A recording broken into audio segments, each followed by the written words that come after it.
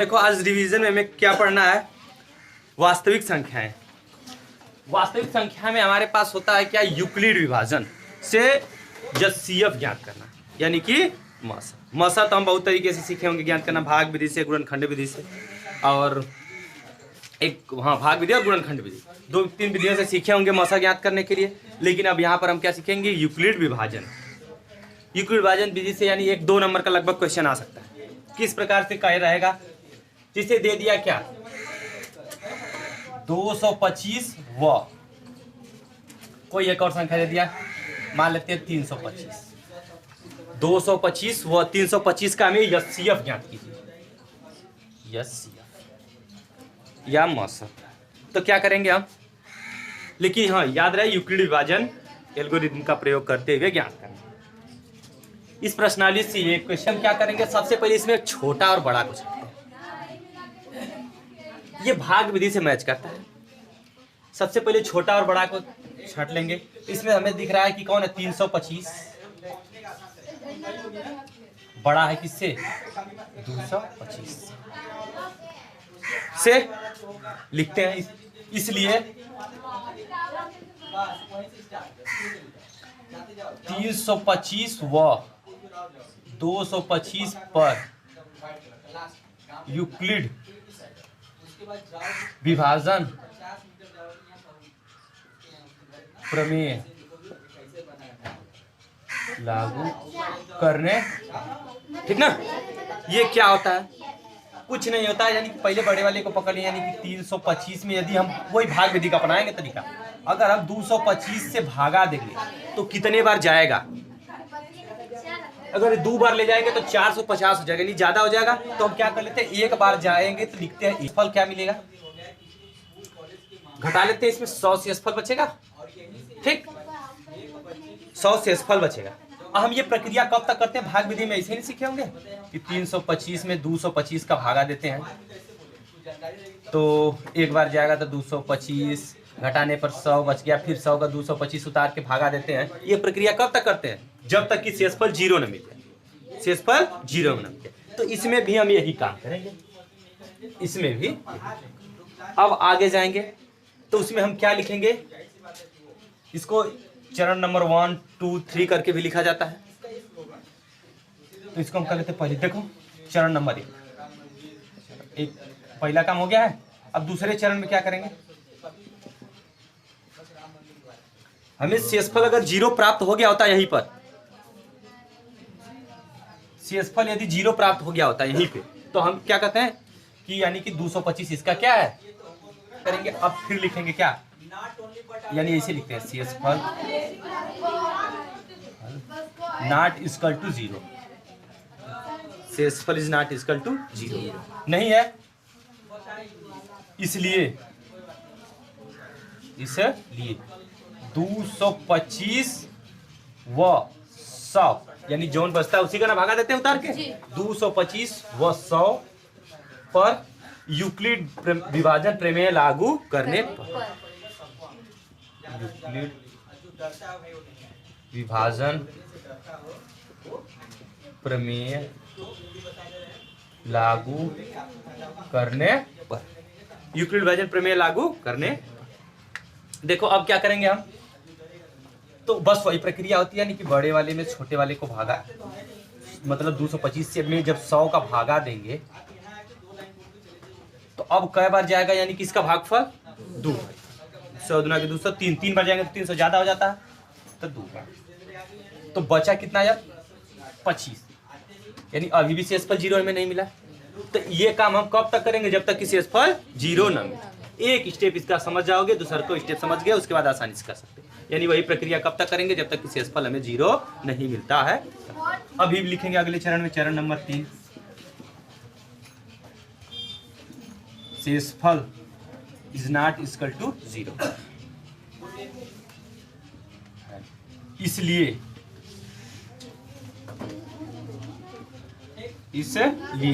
अब देखो 25 और 100 के साथ करेंगे, क्योंकि इस स्थिति में शेषफल और भाजक, शेषफल और भाजक,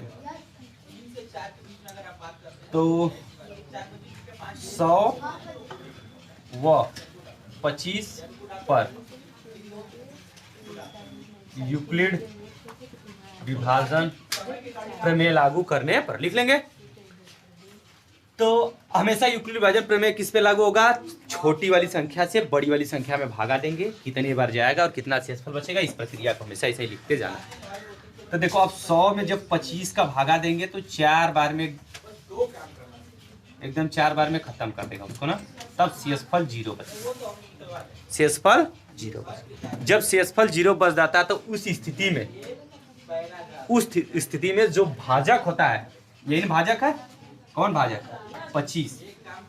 भाजक बराबर क्या है? 25। उस स्थिति में भाजक ही उसका क्या होता है?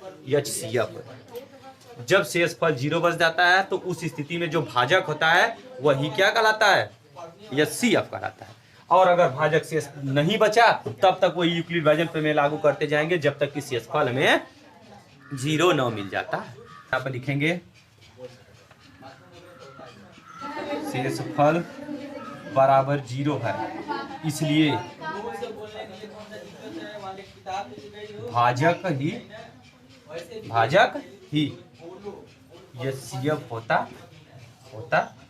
तब HCF बराबर क्या हो जाता है? 25। जैसे भाग विधि से देते हैं ना तो लास्ट में जो कट जाता है जिससे उसी में बताते हैं कि यानी ये 25 से कट जा रहा है या कट जाता है तो कहेंगे वही HCF है। तो यहाँ भी क्या हो गया? इसका HCF 25। कुछ नहीं करना है। एक बार फिर क्वेश्चन में दिया है, कहा गया है कि यूक्लिड विभाजन प्रमेय ही है कि 6q मतलब दर्शाइए कि क्या कोई धनात्मक विषम पूर्णांक 6q + 1, 6q + 3, 6q + 5 के रूप का हो सकता है कि नहीं? ये क्वेश्चन। तो यूक्लिड विभाजन से ये चीज सिद्ध करना है। तो यूक्लिड विभाजन प्रमेय यही होता है, यानी भाज्य बराबर भाजक गुणे भागफल और धन, यही होता है यूक्लिड विभाजन प्रमेय। ठीक, इसी से हम क्वेश्चन को लगाते हैं। तो यहाँ पर हम ये जो चीज लिखा है इसमें हम ये समझ रहे हैं कि पहले एक चीज मानते हैं, माना जो चीज पूछा है धनात्मक पूर्णांक पूछा है ना, धनात्मक विषम पूर्णांक, यही ने कहा कि सिद्ध कीजिए। तो माना धनात्मक विषम पूर्णांक यम या कुछ मान लेते हैं, XYZ कुछ भी मान लेते हैं, ABC कुछ भी कर सकते हैं, मान लेते हैं वो चीज A, ठीक ना। तो अब क्या करेंगे? धनात्मक यानी कि प्लस में विषम संख्या जो 2 से विभाजित नहीं होती है पूर्णांक, वो संख्या होनी चाहिए।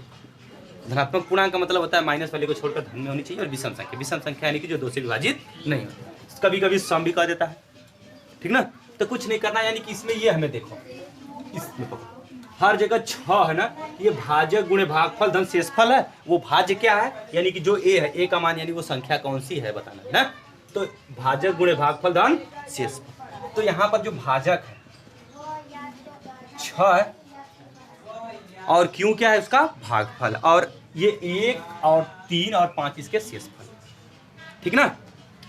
तो हम मान लिए हो कि संख्या कोई A हो, खैर कुछ भी हो, लेकिन अगर हम 6 से किसी संख्या में भागा देने जाते हैं, 6 से किसी संख्या में भागा देने जाते हैं तो हमें प्राप्त होता है नहीं, 8 प्राप्त होगा नहीं। क्यों नहीं? क्योंकि 8 अगर बच जाएगा तो फिर 6 कम 6 एक बार तो जा सकते हैं। कब हम भागा छोड़ देते हैं? जब शेषफल यानी कि जो भाजक होता है उससे छोटा आ गया तब छोड़ देते हैं। तो कहीं ना कहीं अगर 6 से हम भागा देंगे किसी चीज तो लिखेंगे यदि भाजक 6 है तो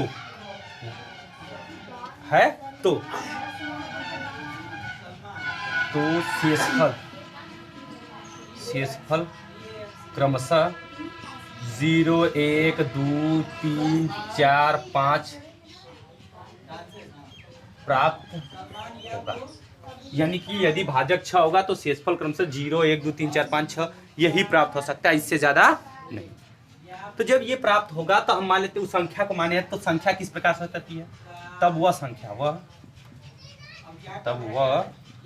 वह संख्या का मतलब यानी कि जिसका ये बनाया गया।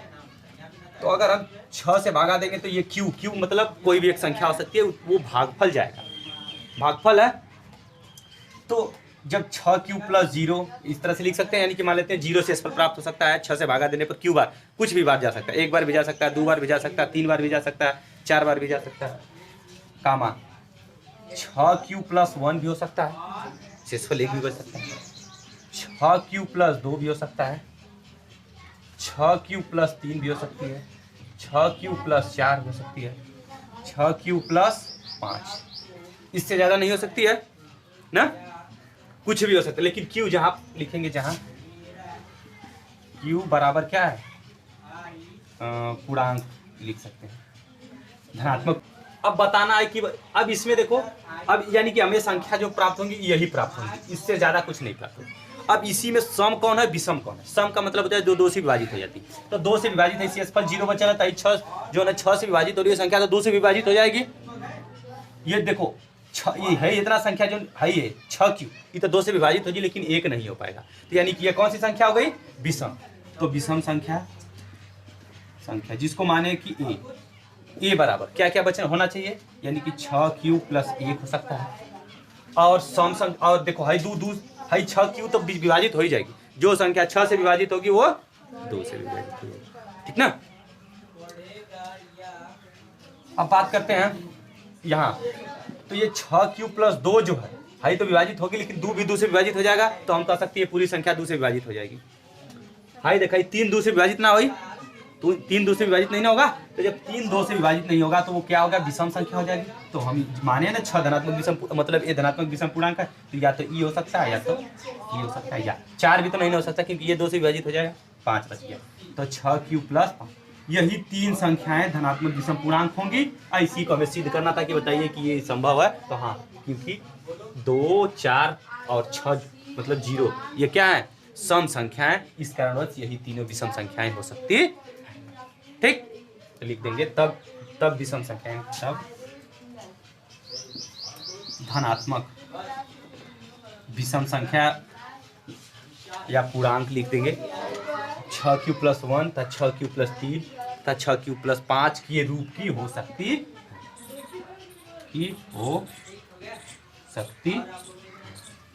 परिमेय संख्या का मतलब होता है ऐसी संख्या परिमेय,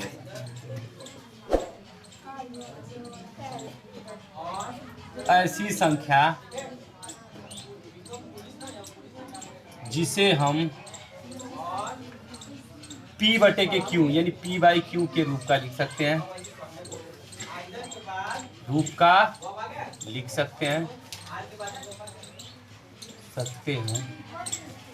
उसे परिमेय संख्या कहते हैं। जहां q यानी कि हर जो होता है वो 0 के बराबर नहीं होना चाहिए, q is not equal to 0, तथा p व q में कोई अन्य उभयनिष्ठ गुणनखंड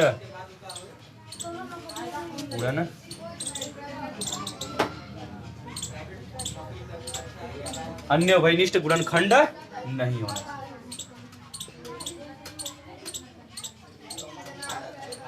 ठीक।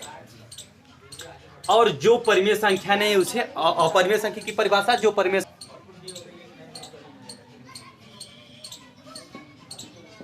अपरिमेय से कर्णी में 2, कर्णी में 3, कर्णी में 5, कर्णी में 6, कर्णी में 7, कर्णी में 8, कर्णी में 4 नहीं हो सकती है, ना ही कर्णी में 9 हो सकती है, ना ही कर्णी में 1, क्योंकि उसका वर्गमूल आसानी से निकल सकता है। जिस संख्या का वर्गमूल आसानी से निकल सकता है उसे हम कहेंगे क्या है, परिमेय संख्या है, और जिसका नहीं निकल पाएगा उसे अपरिमेय संख्या है। और एक चीज है अपरिमेय संख्या की पहचान, अपरिमेय संख्या के दशमलव प्रसार अशांत होते हैं और परिमेय संख्या के दशमलव प्रसार शांत होते हैं। शांत का मतलब होता है कहीं न कहीं जाकर राइट बार में कट जाएंगे, और अपरिमेय संख्या का नहीं होता। तो अब हमें इसी चीजों का कहेगा कि सिद्ध कीजिए, यानी हमें बताइए क्यों है ये अपरिमेय संख्या। कर्णी में 5 को सिद्ध कीजिए कि अपरिमेय संख्या। तो अपरिमेय संख्या के बारे में हम लोग ज़्यादा कुछ नहीं जानते जितना परिमेय संख्या के बारे में जानते हैं। इससे नहीं होता है कि कोई चीज़ अगर सही नहीं होगी तो गलत ना होगी, या कोई यही हो सकता है। तो मतलब अब देख लेते हैं पहले कि हम परिमेय संख्या के बारे में जानते हैं, यानी कि सही चीज़ों का फैसला लेना हम जानते हैं, गलत चीज़ों का नहीं जानते। तो हम कोशिश करते हैं कि देख लेते हैं कि वो सही काम है कि नहीं। तो अगर सही नहीं होगा तो घोषित होगा किसमें, गलत में ही होगा। तो हम परिमेय संख्या के बारे में ज़्यादा बेहतर तरीके से जानते हैं, तो इसलिए हम मान लेते हैं संख्या माना कड़ी में 5 एक परिमेय संख्या मान लेते हैं। माने हैं क्यों? क्योंकि हम देख लें कि पहले ये बात परिमेय संख्या ना आई तो बना परिमेय हो जाएगी। अगर परिमेय होगी तो हम सीधे सीधे कर देंगे, तब तो नहीं सिद्ध कर पाएंगे कि वो परिमेय संख्या है। तो अब जब मान लेंगे कि ये परिमेय संख्या है, तब इसे हम तब P बटा के Q के रूप में लिख सकते हैं ना। तब P बटे के Q बराबर कड़ी में, यानी कोई ना कोई भिन्न के रूप में तो हो सकती है। अब देखो क्या करेंगे, दोनों पक्षों का वर्ग कर देते हैं। दोनों पक्षों का वर्ग करने, जब वर्ग करेंगे तो P बटे के Q का स्क्वायर बराबर कड़ी में 5 का स्क्वायर। कड़ी हटा देंगे तो शायद आगे हल कर पाएंगे। तो आएगा P स्क्वायर बटे के Q स्क्वायर बराबर 5। इस चीज़ को जब Q को उधर भेज रहे हैं तो P स्क्वायर बराबर 5 Q स्क्वायर के, तो Q स्क्वायर बराबर P स्क्वायर बटे के 5। और यहाँ पे एक चीज़, ये चीज़ हमें मिल गया, यानी Q स्क्वायर बराबर P स्क्वायर बटे के 5। ये चीज़ हमें ये दिखा रहा है कि P स्क्वायर में 5 का भागा दिया गया तो उत्तर Q स्क्वायर आ रहा है। यही चीज़ें दिखा रहा है हमें। इसे परिमेय संख्या मान ली, यानी भिन्न के रूप में लिख सकते हैं, इसलिए P बटे के Q। P और Q कोई भी संख्याएं हो सकती हैं, ठीक, जहाँ P और Q धनात्मक मतलब पूर्णांक।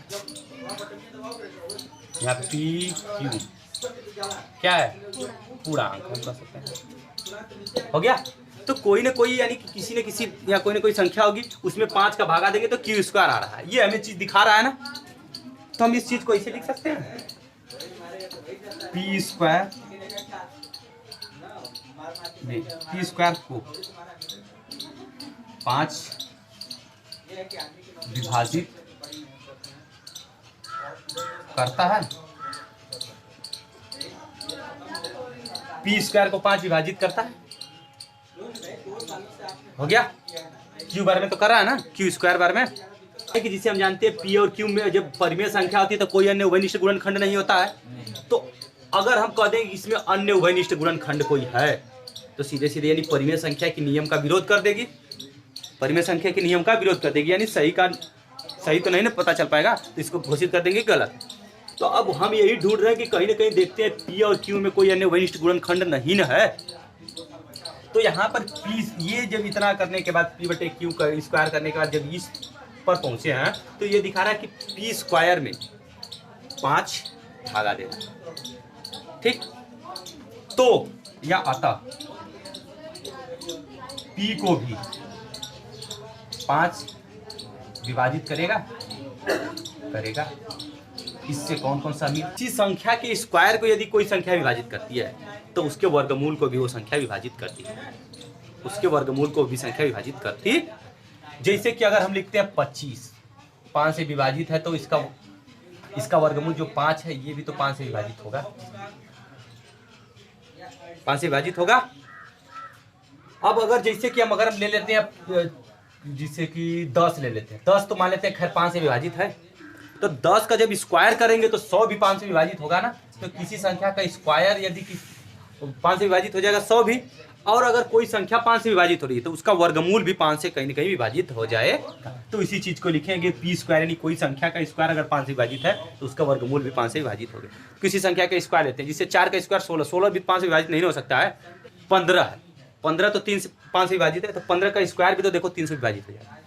यानी किसी संख्या का, कोई संख्या अगर का वर्ग 5 से विभाजित होती है तो उसके वर्गमूल यानी P स्क्वायर का वर्गमूल भी 5 से विभाजित होगा। तो यानी कि हम जानेंगे कि P को 5 विभाजित कर रहा है, यानी कि P में 5 है, तो हो सकता है कि P में 5 हो लेकिन Q में भी 5 ना हो, ऐसा भी तो संभव हो सकता है। एक तो एक में मिल गया, यानी P में 5 मिल गया। अब हम देखते हैं Q में मिलता है कि नहीं। P स्क्वायर को 5 विभाजित करेगा तो P को भी 5 विभाजित करेगा। अब हमें क्या करना है कि जिससे कि P को 5 विभाजित करता है, P को 5 विभाजित करता, तो P को जब 5 विभाजित करता है तो मान लेते हैं 5 कहते हैं यौन या यौम बार में विभाजित करता है, यानी कि कुछ भी लिख सकते हैं। P बराबर 5 यम हो सकता है। तब लिखो, तब जहां यम क्या है, एक पूर्णांक। पूर्णांक मतलब कोनो संख्या आ सकती। यहां तक आ गया। अब देखो तो P, अब इसके बाद इसे हम देखो P में 5 दिखा दिए कि 5 है, तो अब हमें ये दिखाना पड़ेगा कि देखो Q में है कि नहीं। तो Q में यानी कि तो P को Q बनाना पड़ेगा। तो P और Q में संबंध, इसको देखो कहीं ना कहीं बहुत सारे संबंध है। ये P और Q का संबंध, तो P स्क्वायर की जगह 5 Q स्क्वायर रख सकते हैं, तो हम भी रख लें, लेकिन P स्क्वायर की जगह तो दोनों पक्षों का वर्ग कर देते हैं। तो जब वर्ग करेंगे तो इस प्रकार हो जाएगा, तो P square equal to 25m square. यहां तक हो गया ना। P के जगह रख लेंगे तो 5Q स्क्वायर बराबर 5Q स्क्वायर बराबर, यहाँ पे लिख देंगे P स्क्वायर मान रखने तो 25m स्क्वायर। तो m स्क्वायर बराबर है 25 के एरिया भेज दें, तो 5Q स्क्वायर बटे के 25, 5 से कट जाएगा। यहाँ पे आ जाते हैं थोड़ा सा, यानी कि ये हमें अब दिखा रहा है Q स्क्वायर बटे के 5 बराबर यम स्क्वायर। Q स्क्वायर बटे के 5। अब हमें पता चल गया कि पीओ में और क्यूओ में दोनों में 5 है। कि में दोनों में 5 है कि नहीं। तो जब दोनों में 5 है तो कौन कह सकते हैं कि हम दोनों में उभयनिष्ठ गुणनखंड कौन है, 5 है। यहाँ पर जिसे अभी हम लिखे थे कि P स्क्वायर को 5 विभाजित करता है Q स्क्वायर बार में, तो यहाँ पर Q स्क्वायर को 5 ही विभाजित कर रहा है यम स्क्वायर बार में। तो हम कह सकते हैं कि यानी कि Q स्क्वायर 5 से विभाजित है। इसलिए Q भी 5 से विभाजित होगा। अभी बताने कि तो P और Q में एक अतिरिक्त या उभयनिष्ठ या एक अन्य उभयनिष्ठ गुणनखंड कौन है, 5 है। यहाँ पे है ना 5, देखो Q को और 5 को दोनों को विभाजित कर रहा था 5। यहाँ पे एक जगह P को विभाजित करा, यहाँ पर Q को विभाजित करा। तो यानी ये कह सकते हैं कि ये परिमेय संख्या का तब तो विरोध कर दिया, यानी सही चीज ना आते के में भेज देंगे के गलत चीज। तो इसलिए क्या कहेंगे, ये परिमेय संख्या नहीं है। तो परिमेय ना आता केकर एकर छटैया क्या हो जाए, अपरिमेय। तो लिख देंगे तब यह परिमेय संख्या का विरोध कर रहा है या विरोधाभास प्राप्त कर रहा है, विरोध करता है या कर रहा है। इसलिए यह परिमेय न होकर के क्या है, अपरिमेय संख्या। इसलिए कड़ी में 5 एक अपरिमेय संख्या